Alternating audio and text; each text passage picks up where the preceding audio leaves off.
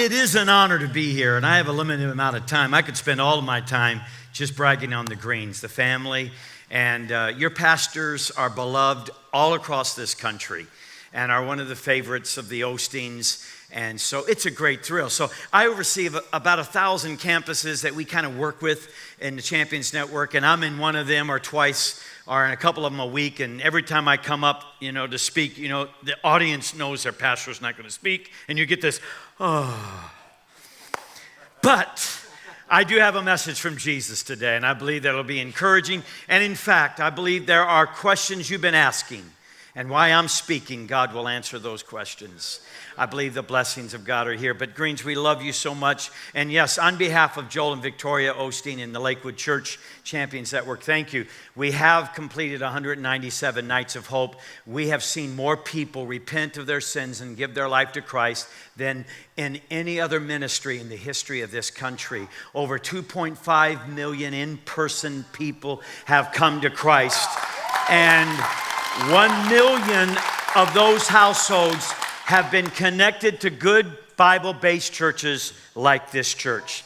And I just want to tell you, you guys have made us your missionaries. And so when you get to heaven, be warned. People are going to come up to you and be giving you a high five and saying, thank you, I'm here because of you. Don't act shocked. Remember what I told you. And so thank you so much for that, and continue to pray for us. We're getting on every secular station we can, opening up every door that God has for us. We'll be in Chicago, Illinois, Friday night. And so on behalf of all of these people coming to the kingdom, thank you. And thank you for the privilege of being here today. My wife of 41 years next week is here with me. Jeannie, just stand for a moment. Somebody said, you've been married to the same woman for 41 years? No, not really. She's been about 7 different women. And the best version I got right now. But it's fantastic. Thank you so much. So I want to talk to you today about something that comes from the classic book by Spencer Johnson, The Precious Present, where in the story, a little boy asked an old wise man about this gift, and thus learns about the precious present. It's a present because it's a gift, because all that receive this gift will always be happy. And the boy smiled and thought, man, I want this present.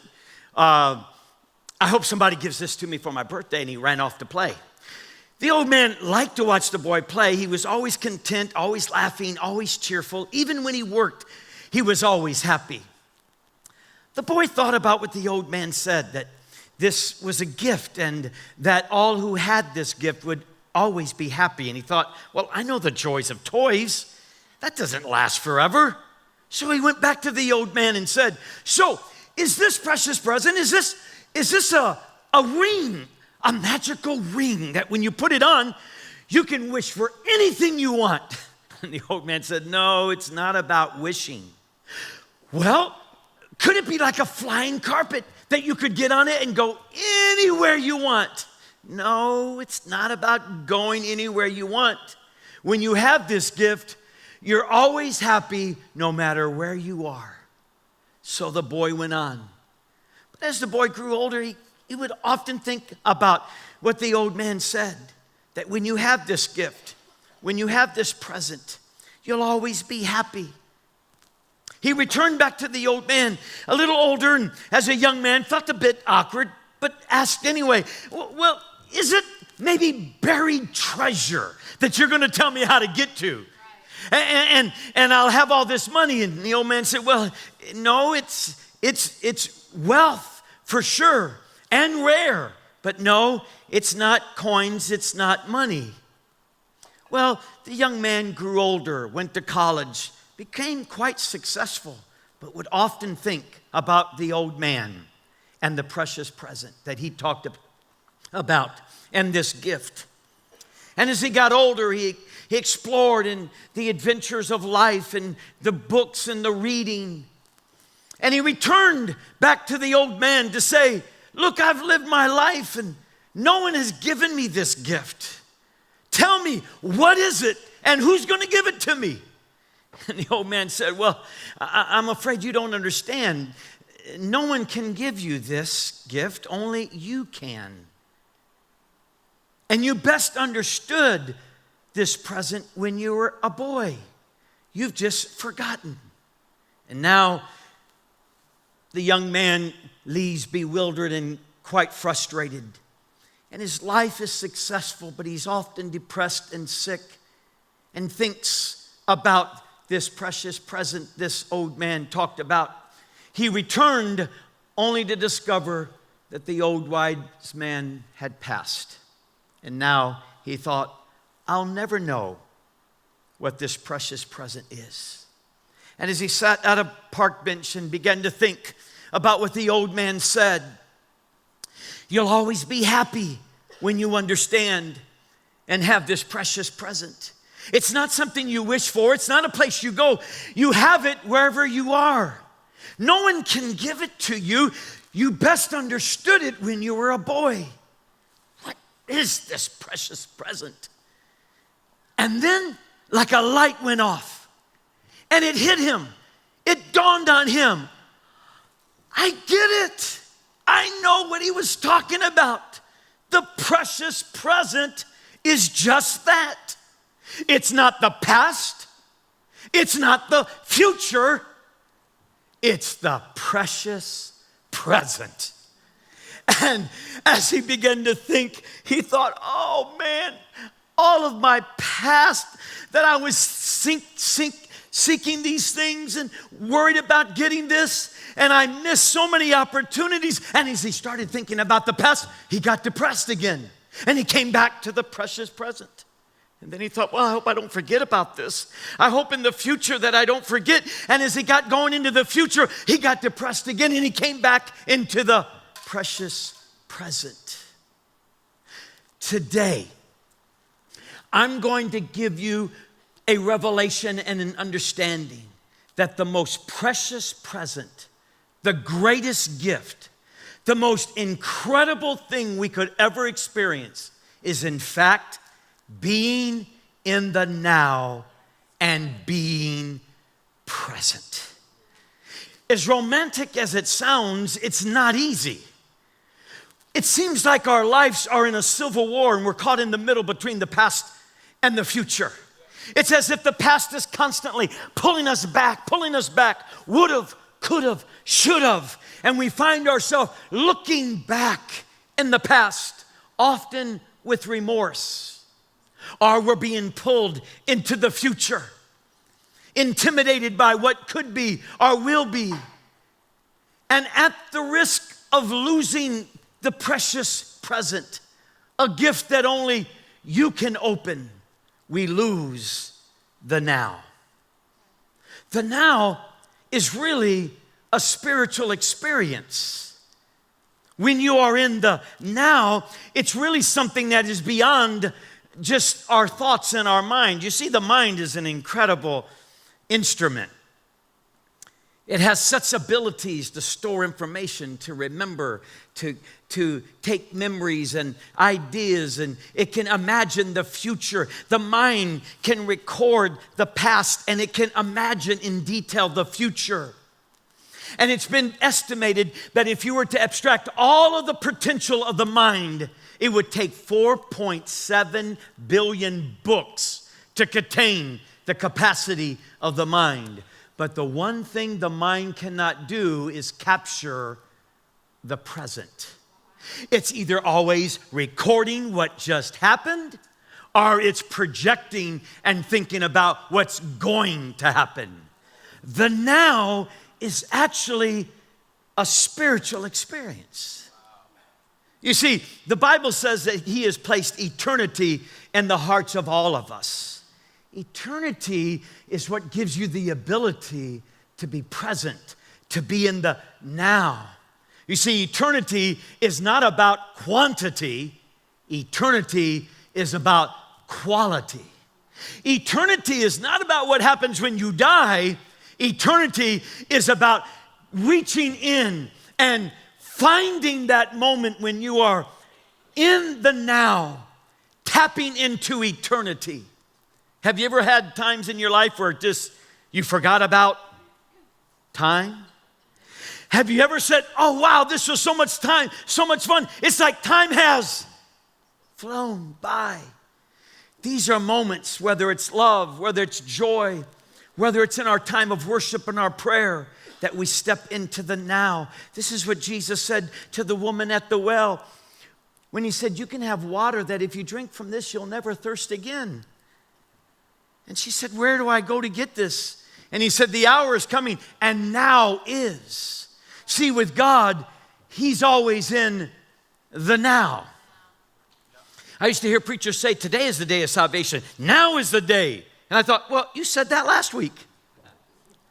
But because now is always. You see, God doesn't live in time. Time is something that we have to help everything from happening at the same time. And so time is something of which organizes our ability to live our lives. But time, God doesn't live in. And the best moments of our lives are when we are in that now moment, touching eternity and being in the precious present. This is what Jesus speaks to us in. Eternity used to intimidate me. When I was growing up, the Sunday school teachers would say, when you die, you go to heaven and you're going to be in heaven for eternity. That wasn't like inspiring to me. That was like freaking me out. Like one time a Sunday school teacher said, here's eternity. Imagine a bird takes a pebble of a sand and puts it in their mouth and travels all the way around the earth, taking months and years, and then drops that pebble, picks up another pebble, and goes all around the earth. And when they get done taking every pebble of sand around the earth, eternity will have just begun. I'm like, tilt. It's like, what are you going to do? When we've been there 10,000 years, we'll just begun. What? And it wasn't until I understood that eternity is not a quantity of time, but it's a quality of which is an eternal now. And that now moment continues. And every moment in life that we are able to push back the pressure of the past and to keep back the pull of the future and make space to say what David said in Psalms 118:24. This is the day the Lord has made, and I will rejoice and be glad in it. I'm not going to live in my past, and I'm not going to live in my future. I'm going to get into the precious present. This is what Jesus said when he said, when the man ran out of wine and Jesus turned the water into wine, and the king of the house, the man of the house says, well, most use cheap wine at the end, but you've saved the best to last. And the real Greek word for last is you have saved the best for now. Can I tell you, the best of your life is not your past. The best of your life is not your future. The best is now. But it's so hard. Life just pulls us. And all of a sudden we find ourselves wishing we could be there when we're here and there when we're here. We think about going back into our yesterdays. But yesterday was the day, today was the day, yesterday we were waiting to get in. And now that we're here, we're waiting for tomorrow. And it's so important to make room for the precious present. When you're young parents, the days are long, but the years are short. I took my daughter to kindergarten, ran a few errands, and came back, and she was in high school. I took her to high school, ran a few errands, came back, and I was walking her down the aisle as she was going to get married.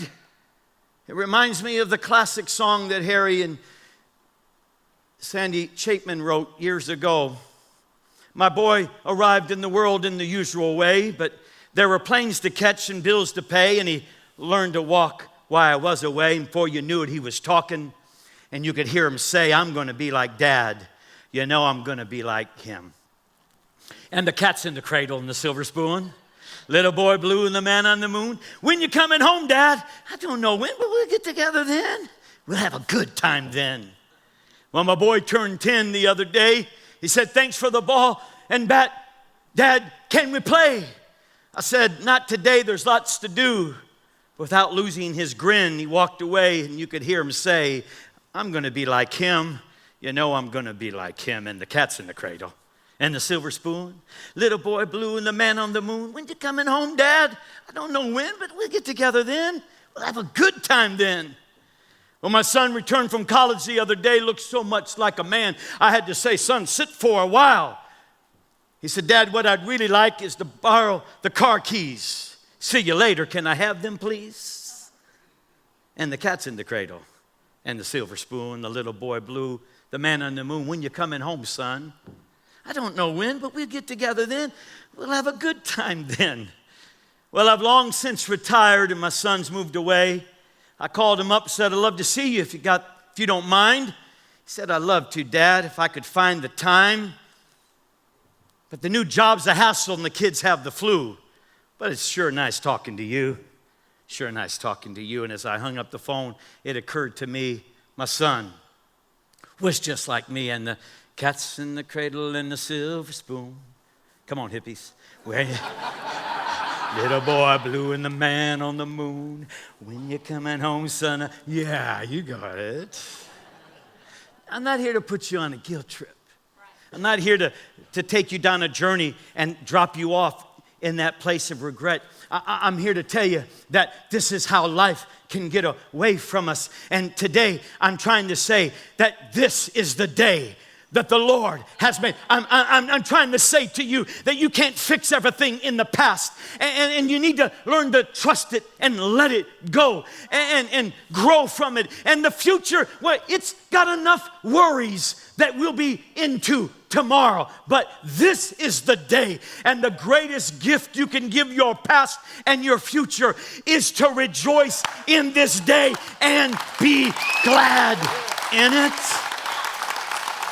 And there's redemption. God will redeem your past. My grandchildren have been my redemption. They've given me a second chance to slow down and to enjoy the precious present.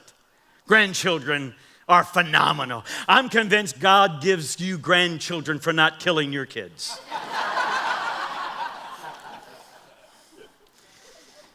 And when I'm with my grandkids, they can do no harm. Life slows down. I'm in the moment. I'm present. I have a little thing I do with our grandchildren. I sing them to sleep. And when I'm in town and we snuggle up and each one of them, I get in bed and I sing to 100 to get them to sleep. 1, 2, 3, 4, 5, 6, 7, 8, 9, 10, 11, and 12. 13, 14, 15, 16. And the idea is by the time I get to 100, they're asleep. But as they've gotten older, they've gotten a little more sophisticated. And they know that if I sing to 100 and they're not asleep, Papa will sing it backwards. 97, 98, 99, 100. 99, 98, 97, 96, 95, 94. And as I'm singing, Declan goes off to sleep. I sleep out the door. I go down the steps. Kara and Doug are already asleep. I get in the car. I drive home. It's about 28 minutes away, about 25 minutes away from the house, almost at my house. From and on my phone from his iPad comes from Declan. Papa, I thought you were going to sing me to sleep. I'm thinking, I can't go back. It's like 25 minutes. No, I go back. It's already late. I can't. Cat's in the cradle and the silver spoon. Little boy blue, and I turned around and I went back.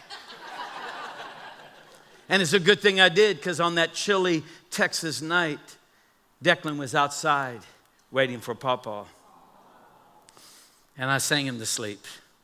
our Peyton, beautiful, our beautiful granddaughter. She's beautiful and brilliant and knows it. And the other day I said to her, Pepe, I love you so much. She said, Papa, I love you. I said, why do you love Papa? And without missing a beat, she said, Papa, from the first time I saw you, I knew I would love you the rest of my life. I said, girl, what do you want? You tell Papa. Or my youngest, Colin, when the floods came to Houston, they lost the bottom half of their house, and often they'd have to stay at our house. And I'd be out of town, and one time I was out for 2 weeks, and I came back, and they were there, and I got in bed with Colin, and I was just waiting for the moment in the morning when he would wake up and see his pawpaw, and he didn't disappoint. When his eyes came open, I was looking at him, and those big old blue eyes open, and he looked at me and said, Papa, what the heck? Now, you got to know, I grew up in a church where you could go to heck for saying that. You're freaking me out. These are moments of which I cherish. Because as you get older, you start recognizing that, in fact, every day is a gift. And that every day should be enjoyed to its fullest. And that every day should not be eclipsed by the past, nor by the future. But room and space must be made. Is everything perfect? No. With unpaid bills and stress and strain, concerns and worry. But isn't this what God was trying to teach us when He, in His own works, at the end of each day, let there be light. Each day, at the end, He would say, it is good. Complete? No. Perfect? No. But it is good. This is what God was trying to teach us. My marriage is not healthy right now. My children are on drugs. I may lose my business, but today I'm breathing. Today I have my wife. Today I have that security that my past is redeemed and my future is secure. I will not wait for everything to be perfect. This is the day the Lord hath made. By God, I will rejoice and be glad in it. This is my day. You see, each day God gives us an emotional capacity to make our lives enjoyable. I saw a commercial last night about a robot that was outdoing everybody and at the gym and at the marathon, and then came by a bar and a restaurant and was looking at all of the people that the robot beat in the marathon in the athletic field. And the robot just kind of turned its head and it said, if you can't enjoy it, it's not worth it. I think it was a commercial about Vacation Bible School or something like that. But I thought, what good is life if you don't enjoy it? And each day it's like God gives us a bottle of emotions that says, enjoy your children. Enjoy your job, laugh, even emotion of pain, to experience every aspect of life. Rather than numb and number, feel it, experience, squeeze out every sensation of every day. But what if you take that emotion and use it on yesterday's remorse, yesterday's regrets, yesterday's would've, could've, should've? How many years did I spend addicted to drugs? How many years did I waste? Or if you took that same emotion and spent it on tomorrow, will I have enough money to retire? How will I die? How will things turn out? Will things be? And you don't have any left to enjoy the precious present. Friend, each day is a gift. Today it may not be perfect. Today you might have trouble. You might be going through different things, but can I tell you, you're going to want this day back, and you're going to be thankful that a preacher got up here who you didn't know, and with passion and with zeal and with an intensity and a little craziness awakened you to the idea that this day, this precious present, is the day to rejoice and be glad in it. Did you know that God can take your past and He can redeem it? Did you know that God can make all things work for the good? I've done a lot of stupid things in my life. None of you, okay. I've done a lot of sinful things in my life. 3 of you. But God makes all things work for the good. He's so good at making my stupid and sinful things work for the good. You would almost think I was supposed to be stupid and sinful.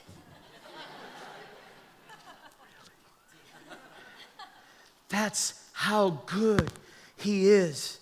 He can take your pain and use it for someone else's gain.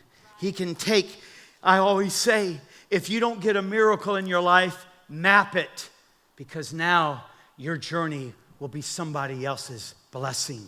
Oh, friend, don't have remorse and regrets. God will remake your remorse and give you regrets for your regrets. Your past is already forgiven. Never feel shame for your mistakes. Never make fail yours. Shame does not work and is not on God's payroll. God does not use shame to make you a better person. I will tell you this, my friends. When you fail, and you will fail, when you make mistakes, and you will make mistakes, I will tell you that if you let shame touch your mistakes, you'll go back to it. It's guaranteed. Shame has a virus and a hook to it. And if you take the bait, next week, next month, next year, next decade, you will repeat it. Shame does not redeem. When shame comes towards you over your past, you wipe that shame off of your faith and you say, my past is redeemed. My past is my servant, not my master.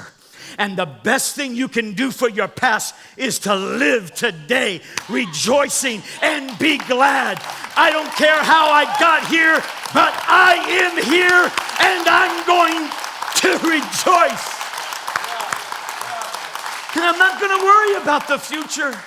And sure, I'm all for dreams. I'm all for planning. I'm all for making goals. But don't sell your soul for your goals at the expense of your family, your friends, and the now moment.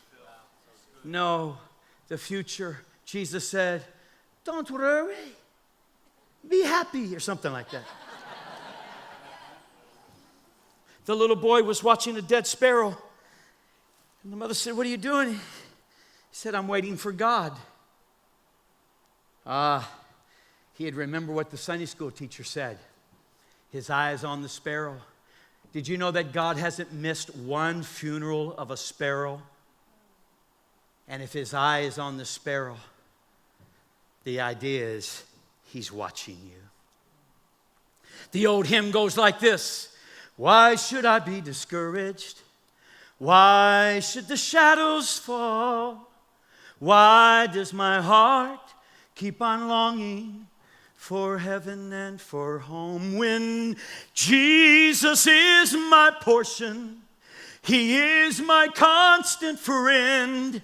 His eye is on the sparrow, and I know He watches me. I sing because I'm happy. I don't have to wait to go to heaven. I sing because I'm free. His eye is on the sparrow. I'm going to let tomorrow be my now when I get there. I am in my precious present. I will call my son. I will call my parents. I will not let the sun go down on the anger, the remorse, the fear, the anxiety. No, today is my day. Perfect? No. My two sons walked away from their faith, and as a preacher and them being preacher's kid, it was very humiliating to me. How many times have I said to myself, what did I do wrong? What did I do wrong? I remember shaking my fist at God, saying, God, you said if I raised my children in the ways of the Lord, they wouldn't depart. And God said to me, they haven't. They're right here. I got them. Yeah, but God, their behavior, they're not. It's all right. I got them. God told me, love them now. Embrace them now. Celebrate them now. Because in the tomorrows, when they do come back to God, I won't get back today. So today, I will love, I will accept, I will celebrate. For this is the day the Lord has made. I don't know what peace you have to come to with your past so that it'll quit robbing you of the precious present.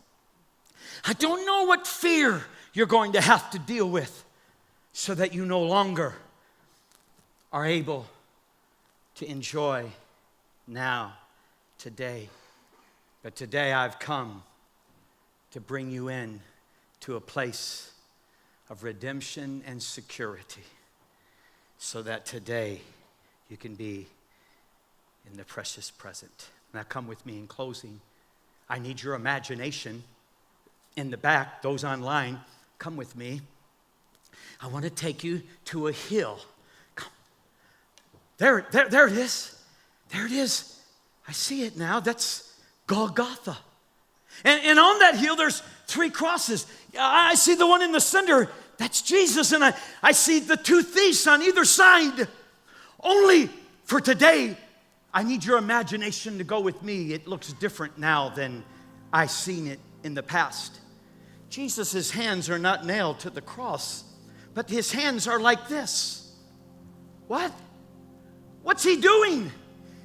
It's as if Jesus is saying, I've redeemed your past. I've secured your future. Come and enjoy. Perfect? No. Pain? Yes. Joy? Yes. Enjoy. Get into it. I'm not going to let the past or the future rob you of your precious present. On either side is the thieves of the precious present. On one side is the thief of if and why. Jesus, if you are the Son of God, save yourself and us too. Jesus, if, why? If and why will rob you of your precious present. You will spend so much emotion trying to figure out why and if only. Don't let the thief of why and if rob you of the precious present. On the other side of the cross is the thief. Man, don't you know who this man is? He's the Messiah. He's the Savior. Jesus, remember me when you come into your kingdom. Jesus said, today.